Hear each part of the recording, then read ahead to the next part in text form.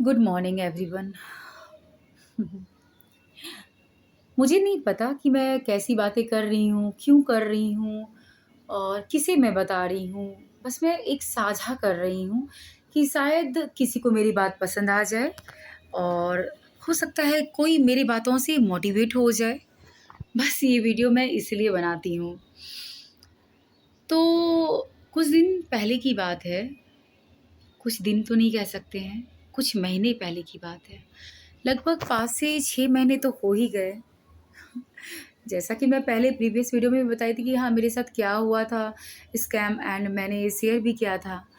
तो ऐसे ही छोटी-मोटी चीज़ें मतलब चलती रहती हैं। कुछ बच्चे जो बिना किसी रीज़न के एक इल्ज़ाम लगाकर वो क्विट कर जाते हैं।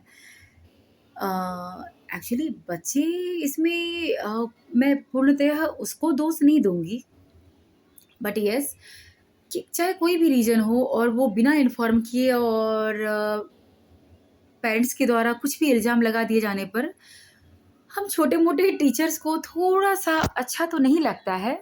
हमें भी थोड़ा-सा अ, मतलब बुरा लगता है कि देखो, नो डाउट कुछ टीचर्स हो सकते हैं, ट्यूशन्स टीचर्स ऐसे होंगे या स्कूल टीचर्स ऐसे होंगे जो बच्चों को नहीं पढ़ाते हैं, टाइम का वेस्ट करते हैं एंड या बाकी चीज़ें और भी करते होंगे। पर हम में मतलब क्या है ना कि कोई भी अगर जहाँ हम रिस्पॉन्सिबिलिटी ले लेते हैं, तो फिर उसमें उसे निभाने का ताकत रखते हैं, चाहे बच्चों की ही क्यों ना हो, पढ़ाने की ड्यूटी। तो मैं हमेशा ही उन बच्चों को अपने बच्चे की तरह समझकर अगर कोई बच्चे वीक हैं, तो मैं उसे 2-3 घंटे मतलब लगातार पढ़ाती हूँ कि और अपने पेरेंट्स को इन्फॉर्म कर देती हूँ कि नहीं इसका थोड़ा एक्स्ट्रा क्लासेस मुझे लेना पड़ेगा क्योंकि ये बच्चे थोड़े वीक हैं एंड इसे मुझे लाइन अप करना पड़ेगा। फिर अगर ज़्यादा से ज़्यादा होता है तो मैं संडे को भी क्लासेस रख देती हूँ क्योंकि अगर मुझे कहीं जाना होता है तो मैं सोचती हूँ कि ये जो मैं संडे को छुट्टी फिर अपना खुद का क्यों लूँ? मैं उस दिन भी पढ़ा देती हूँ बच्चों को 2-3 घंटे। तो ये मेरा पर्सपेक्टिव है और मैं अपना काम करती रहती हूँ। और मैं इवन पढ़ाते वक़्त कभी एक होता है ना कि किसी पर्सनल रीज़न से मैं उठूँ, ऐसा मैं कभी नहीं करती। मैं कोशिश करती हूँ कि वैसा सिचुएशंस कभी आए ही ना कि मुझे उठना पड़े पढ़ाइयों के बीच में या मुझे मतलब कि बच्चों के पास से नज़र हटे। तो चलो ये सब होती हैं, पर इतना डेडिकेशंस होने के बावजूद भी यदि कुछ पेरेंट्स की तरफ से या कुछ बच्चों की तरफ से अ, अपने टीचर्स के लिए खराब नज़रिया या खराब बातें बोलने का वो जब मैं सुनती हूँ, तो मुझे मतलब एटलीस्ट खुद के लिए बुरा लगता है क्योंकि मैं डेडिकेटेड हूँ एंड मैंने तो कुछ वैसा किया नहीं जैसा वो कह रहे हैं। अब देखो, उस बात की कोई प्रूफ़ नहीं होती है।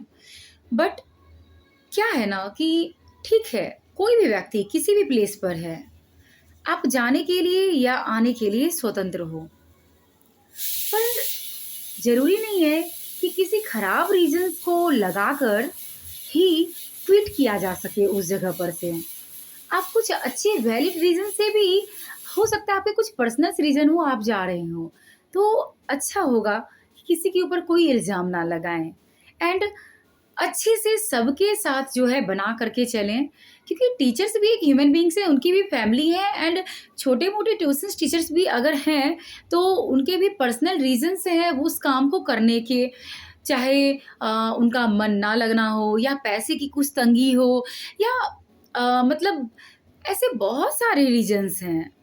तो मैं तो बस इतना ही अपील करूँगी ना उन बच्चों से, उन पेरेंट्स से कि आप कहीं भी जाने के लिए स्वतंत्र हो। आप कुछ भी करने के लिए स्वतंत्र हो। पर कोशिश कीजिए ना कि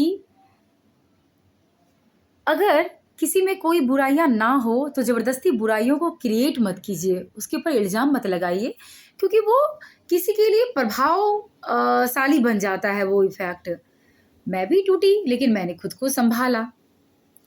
तो पर सब तो नहीं सँभल पाते हैं ना, तो ये हम सबकी ज़िम्मेदारी है कि एक-दूसरे को समझते हुए कैसे आगे बढ़ाएँ और साथ ही तो चलना है ना, गाइडेंस देनी है। कुछ कमियाँ हम में है वो आप हमें बताइए, कुछ कमियाँ आप में होंगी वो हम बताएँगे। बट सडनली आप अगर जहाँ क्विट करते हो एंड कुछ इनवैलिड रीज़न्स देते हो, तो फिर ये अच्छा नहीं लगता है एक्चुअली में।